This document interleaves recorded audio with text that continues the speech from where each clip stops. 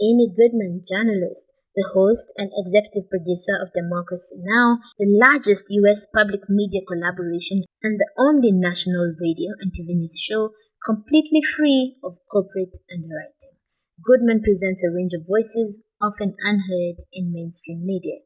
In this interview, Goodman recounts her personal stories from the field, from interviewing President Clinton to marching alongside Timorese as they protested years of Indonesian occupation and genocide. Question. When describing your interview with former President Bill Clinton, Michael Powell of the Washington Post said that you are the reporter who sinks her teeth in and never lets go, and that your questions prompted Clinton to scold, quote, "You have asked questions in a hostile, combative, and even disrespectful tone," end quote. Is it necessary or worthwhile to ask the difficult questions in a tone like Clinton describes? Are the difficult questions more or less effective when they are asked this way? Amy Goodman. First of all, I think it is important to point out that that is how Clinton characterized it, because those in power interpret any kind of questioning in that way. We describe in detail what happened that day in the exception to the rulers. Quote, "Then I asked him about the sanctions against Iraq at the time and about the UN Secretary and Assistant Secretary Generals too, who had quit, saying they were genocidal. He said they were liars. I asked him about Ralph Nader. I asked him about racial profiling. Al Gore said if he were president as the first act in office, he would outlaw it. But I said, you were both in power for 8 years. Why did you not do it then? It was the promise versus the record," end quote. At some point, Clinton made a comment about my tone. I had given him a chance, in full, to answer every question, but I think the reason he said that was because presidents rarely get asked tough questions. In this country, journalists treat them as royalty on bended knee. Presidents are simply the employees of the American people. When this opportunity arose, I felt it was my responsibility to ask the questions so many people had asked for so long. The next day, the White House called and basically said I would be banned from going to the White House. I said, "What are you talking about?" He called me. I did not call him. They said that I did not follow the protocol. And I said, "What protocol?" "The questions we'd agreed to." "Who'd agreed to?" They said, "We said that he would talk about getting out the vote. Maybe questions 1, 4, and 7 of your questions were related, but the others..." I said I had made no agreement. I submitted no questions to you. They said, "We said he had 2 or 3 minutes." I said, "For God's sake, he's the most powerful man in the world. He can hang up if he wants to." We talk about this incident in the exception to the rulers, what it means, and why it is that these kinds of questions are not asked. I did not consider it hostile questioning. I simply considered it doing my job. Question. You have dedicated your life to a career in pursuit of journalistic integrity. In retrospect, do you think it is necessary to forsake the idea of family, given your own experiences as a successful reporter, journalist, and activist? Do you have any regrets or feel as though you have missed out on something because you have dedicated your life to social activism? Amy Goodman. I don't know who actually said this, but it was a quote that always sticks with me. Quote, "I think back on my life and all the times I thought I went too far. I realize now I did not go far enough," end quote. There's just so much that has to be done. It is not about sacrifice though. I get great joy out of my work. Family can be defined in so many different ways. I have a wonderful family that I was born into, and the people I cover in many cases have become extended family. It is incredible the entree that you have into people's lives with just a microphone and the trust that they place in you. I will briefly tell the story of East Timor, which is a story that we write about in the exception to the rulers. The idea is what all media should be and has fallen far short of. The media has reached an all-time low in this country. But it is not just about the media. I think the most important role to play in life is as the exception to the rulers. How many of you know the story of East Timor? I bet you know it for one of 2 reasons, possibly Noam Chomsky, who wrote about it forever, or because of independent media. You are not going to get it from other places in this country. Corporate media hardly covered this for well over a decade. It is one of the worst genocides of the 20th century. Indonesia invaded East Timor in 1975. Just as East Timor, a small Catholic country that had been colonized by Portugal for many years, was gaining their independence from Portugal. Henry Kissinger was Secretary of State. Gerald Ford was the president. They went to Indonesia and met with Suharto, the long-reigning Indonesian dictator, the day before the invasion, and gave the go-ahead for the invasion. On December 7, 1975, the Indonesian military invaded East Timor by land, by sea, by air, killing thousands of Timorese, then tens of thousands. They closed the country to the outside world, and for the next 17 years, they killed off a third of the population, proportionately worse than what happened in Cambodia. In 1990, I got a chance to go to Timor with my colleague Alan Nine. We found a true hell on earth. In 1991, we went back because for the first time, a delegation commissioned by the UN was going to investigate the human rights situation. We wanted to see what happened. Alan and I followed a procession one day, November 12th, 1991, of 1,000 people that walked from the main Catholic church in Dili, Timor, 300 miles north of Australia. On this day, the people were marching from the church to the cemetery. Many of the people were college age. There were thousands marching. Old women in the traditional Timorese garb, girls in their Catholic school uniforms, boys in their school shorts. They marched and they unfurled banners that they had written on bed sheets that said things like, "Why did the Indonesian military shoot our church?"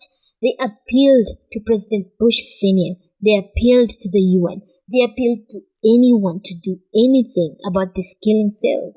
In a land of no freedom of assembly, no freedom of press, no freedom of speech, the Timorese march to the cemetery was the biggest act of civil disobedience the Indonesian military had ever seen. When they got to the cemetery at about 8 o'clock in the morning, everyone was crowded around. They were exhilarated, though very afraid. Thousands more had joined from home, work, and school. Then we saw, from the direction the procession had come, hundreds of Indonesian soldiers carrying their US M16s at the ready position. People at the back were hemmed in by the walls of the cemetery.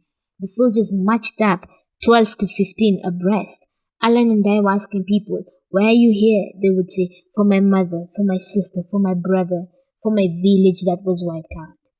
Then we saw these soldiers marching up. I put my headphones on. I always hid everything so that the soldiers would not see us interviewing Timorese. It would only endanger them. But now we knew the only hope might be if the soldiers saw Western journalists. They had committed many massacres in the past, but never in front of Western journalists. I put my headphones on and held up my microphone like a flag. Alan put up the camera above his head. At the time, he was writing for the New Yorker magazine. I was doing a documentary for Pacifica Radio. We walked to the front of the crowd. The soldiers marched up, still 12 to 15 abreast.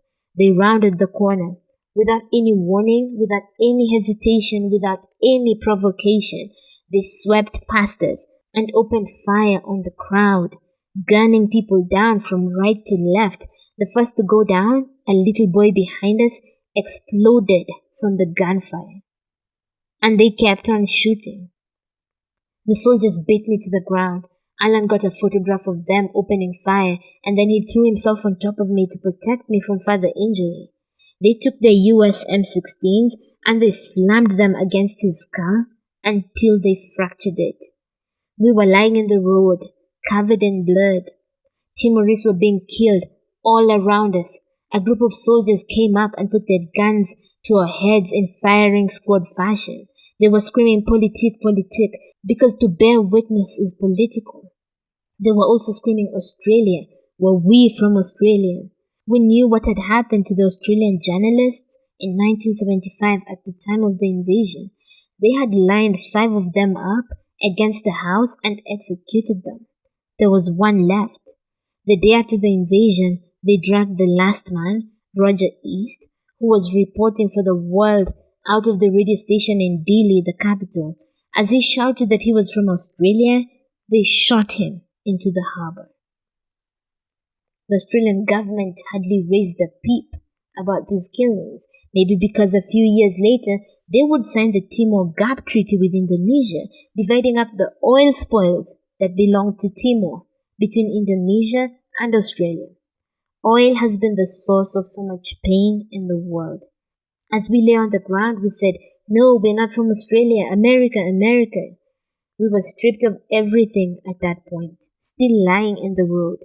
The only thing I had left was my passport, and I threw it at them. At some point, they decided to take the guns from our heads. We believed because we were from the same country their weapons were from, they would have to pay a price for killing us that they never had to pay for the Timorese. They moved on. A Red Cross jeep pulled up and we got into it. Dozens of Timorese jumped on top of it and on top of us. We drove like that as a human mass to the hospital. When we got to the hospital, the doctors and nurses started to cry when they saw us. We were not in worse shape than the Timorese. Hundreds of Timorese were killed on that day, more than 270, and that number matters. But I think they cried because of the things we represent. To the people not only of East Timor, but all over the world, one is the sword and the other the shield. We are the sword because all too often the US government provides military weapons to repressive regimes or uses them against other populations themselves. But Americans also represent the shield. It is the idea that every little act we engage in makes such a difference in the world because we come from the most powerful country on earth. Just a call to a Congress member or a walk to Harvard Square in protest for workers' rights is hard around the world, especially when you come from the most powerful institution in the most powerful country in the world. It makes an enormous difference. They know that. On that day, that shield was bloody. It just increased their despair. By 1999, the people of East Timor finally got a chance to vote. Incredible. What they had asked for all those years, and in 2002 they won their freedom. Alan Nayan and I returned on May 19th, 2002 to join with the people of East Timor to cover them as they celebrated their independence. Out on the sandy plain of Tasitolo, outside of Dili, the people gathered 100,000 strong. As the clock struck midnight, Sanana Gusmalo, the rebel leader of East Timor, now the founding president, ascended the stage and raised the flag of the Democratic Republic of East Timor. The people looked up at the fireworks display, and you could see the light of the display in their tear-stained faces. This nation of survivors had won. They had resisted and they had won, though they had paid an unbelievably high price. They won because of their own persistence and resistance, but also because of the solidarity of people all over the world. They knew they could not do it without them. It left an indelible image, and it follows me everywhere I go. Every day I do the broadcast. Whatever age you are, whatever you're doing, whether you are a student or a professor, employed or unemployed, a janitor, a painter, working in the school bookstore or the cafeteria, every hour of every day we have a decision to make. And that is whether to be the sword or the shield.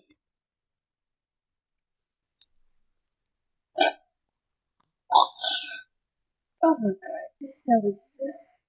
That was harder than I expected.